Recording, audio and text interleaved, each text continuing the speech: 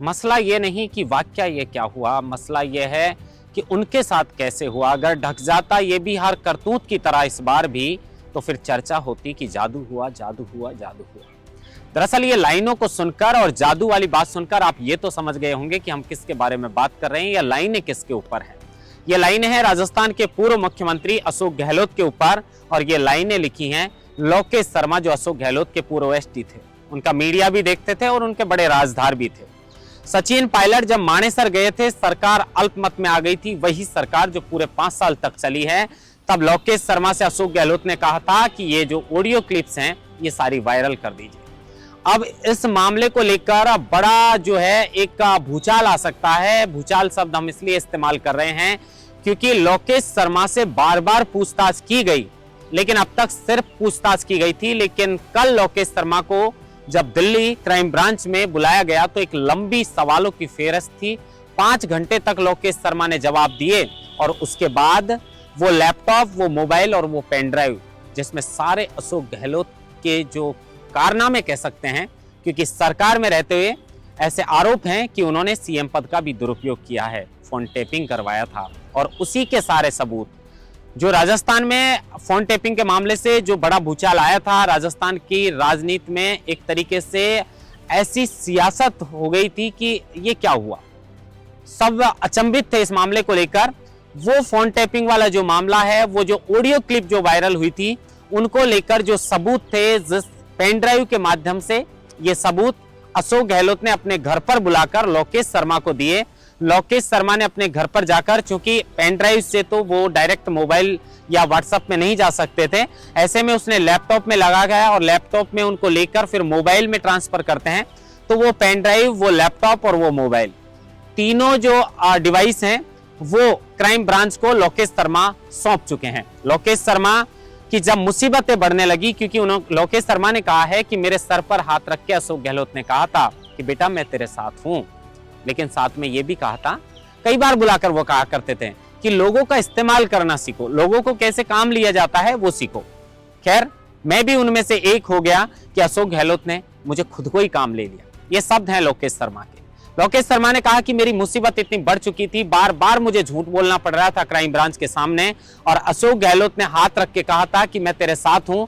तो मुझे लगा कि जब सूबे के मुखिया मेरे साथ हैं तो मुझे क्या दिक्कत भला। लेकिन जब मेरी मुसीबत बढ़ी तो अशोक गहलोत ने तो यहां तक किया कि सबूत नष्ट करने के लिए मेरा जो ऑफिस है उसमें ही रेड पड़वा दी। और रेड की वजह यह थी कि वहां पर कोई सबूत तो नहीं है जो अशोक गहलोत के खिलाफ हो, उसके लिए रेड पड़वाई, लेकिन वहां पर कोई सबूत नहीं थे, लोकेश शर्मा ने छिपा रखे थे, और वही सबूत अब लोकेश शर्मा ने क्राइम ब्रांच को सौंप दी हैं। लोकेश शर्मा ने कहा कि मैं बार बार जवाब देते देते थक गया था, और अब मैंने वो सबूत क्राइम ब्रांच को सौंप दिए हैं। अब अगली पूछताछ के लिए राजस्थान के पूर्व मुख्यमंत्री अशोक गहलोत को दिल्ली बुलाया जा सकता है। दरअसल कई बार वो कहावत है कि हम दूसरे के लिए अगर कोई गड्ढा खोदते हैं तो कई बार ऐसा होता है कि हम खुद उसमें गिर जाते हैं। मुझे लग रहा है कि इस कहानी को देखकर कि जिस तरीके से सचिन पायलट के खिलाफ जो षड्यंत्र रचा गया था, अब जो गड्ढा सचिन पायलट के लिए खोदा गया था, शायद लग रहा है कि अब सबूत दे दिए हैं क्राइम ब्रांच को, तो ऐसा तो है नहीं कि इन्हें बगस दिया जाएगा। पद जो भी हो, आप किस पद पे हैं, कानून और नियम सबके लिए बराबर होते हैं। अब अगर अशोक गहलोत ने जो ऑडियो क्लिप अगर अशोक गहलोत ने प्रोवाइड की थी पेन ड्राइव के माध्यम से लोकेश शर्मा से, तो लोकेश शर्मा ने खुद कहा कि ये पूछना चाहिए कि ये लीगल हैं कि इनलीगल हैं, ये आखिर कहां से आई हैं जो उन्होंने लोकेश शर्मा को दी है। अब इसका जवाब तो अशोक गहलोत ही दे पाएंगे, क्योंकि लोकेश शर्मा को तो सिर्फ इतना पता था कि उन्हें जो पेन ड्राइव अशोक गहलोत ने दी थी वो उन्होंने सार्वजनिक किया था मीडिया के सामने, और वो सबूत भी उन्होंने क्राइम ब्रांच के सामने दे दिए। अब अगली पूछताछ के लिए अशोक गहलोत को बुलाया जा सकता है। कहां पायलट का भविष्य बर्बाद करने और उन्हें बदनाम करने के लिए चले थे अशोक गहलोत, लेकिन लोकेश शर्मा ने कहा, लोकेश शर्मा की जो 4 लाइनें हमने आपको शुरुआत में सुनाई कि अगर इस बार भी ऐसा हो जाता तो लोग फिर बाजार में चर्चा करते कि जादू हुआ, जादू हुआ, जादू हुआ। लेकिन क्या अब क्राइम ब्रांच में वहां पर भी कोई जादू चलेगा क्या?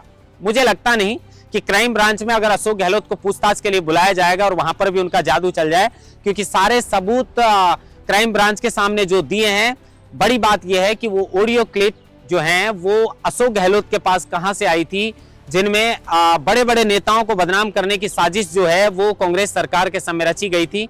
अब इनको लेकर या तो अशोक गहलोत के पास कोई ऐसा जवाब होगा कि वो लीगल हैं, अगर इस तरीके से तो बात अलग है, अगर उसमें कुछ भी गलत है तो क्राइम ब्रांच मुझे लगता नहीं है कि अशोक गहलोत को भगस देगी। तो कहा जा सकता है कि बहुत जल्द एक नया फरमान आ सकता है अशोक गहलोत के लिए, क्योंकि अशोक गहलोत को बहुत जल्द दिल्ली बुलाया जा सकता है पूछताछ के लिए, और अगर दिल्ली बुलाया तो अब अशोक गहलोत के पास सिर्फ जवाब देना है, क्योंकि सबूत लोकेश शर्मा दे चुके हैं। तो कहा जा रहा है, लोगों से हमने चर्चा की, लोगों से बातचीत की, तो लोगों ने कहा कि देखिए भाई गलत किया है तो सजा मिलेगी। तो ऐसे में कहा जा सकता है कि जो अशोक गहलोत हैं उनकी मुसीबत अब बढ़ सकती है।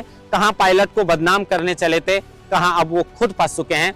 देखना यह होगा कि क्या दिल्ली क्राइम ब्रांच अशोक गहलोत को पूछताछ के लिए दिल्ली बुलाती है, कब बुलाती है, और अगर बुलाती है तो वहां पर जाकर अशोक गहलोत क्या जवाब देते हैं। सचिन पायलट चुनाव प्रचार में बिजी हैं, तो वहीं अब अशोक गहलोत की मुश्किलें बढ़ने वाली हैं। महेंद्र मांसवाड़ता, लोकमत हिंदी, जयपुर।